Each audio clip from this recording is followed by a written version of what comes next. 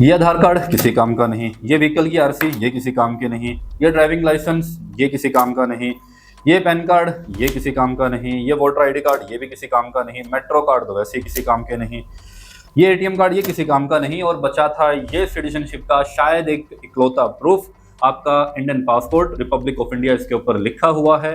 ये भी ministry of external affairs ने इसको भी इनवैलिड बता दिया सिटीजनशिप के लिए कि आप भारतीय नागरिक होने का सबूत इस डॉक्यूमेंट को नहीं पेश कर सकते।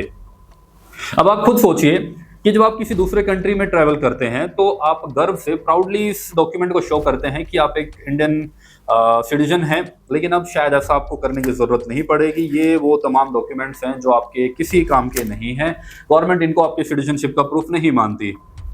अब इंटरेस्टिंग बात ये देखिए कि इसके ऊपर रिपब्लिक ऑफ इंडिया लिखा हुआ है, ये किस काम का है। गवर्नमेंट जब इसको बनाती है तो तमाम पुलिस वेरिफिकेशंस करती है, आपसे तरह तरह के डॉक्यूमेंट्स मांगती है, आपकी मार्कशीट मांगती है, और भी बहुत सारे विटनेस मांगती है, आपके दुनिया जहान के चक्कर कटवाती है अपने सरकारी दफ्तरों के। आखिर में नतीजा क्या निकला कि ये सिर्फ एक ट्रैवल डॉक्यूमेंट है, किसी काम का नहीं। अब मैं आपको बताता हूं कि इस देश में सिटीजनशिप का क्या क्राइटेरिया गवर्नमेंट सेट करेगी और कैसे आप उसको प्रूव कर सकते हैं।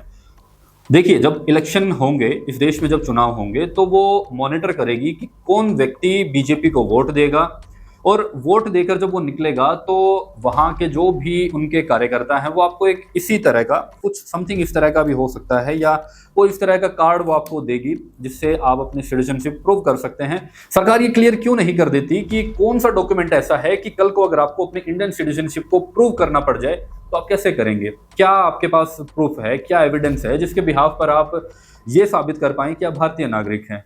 हालांकि हो सकता है कि वो जो बीजेपी का कार्ड बनकर आएगा उससे आप कल को साबित कर दें। आप इस वीडियो के बारे में क्या सोचते हैं, हमें कमेंट करके जरूर बताइएगा।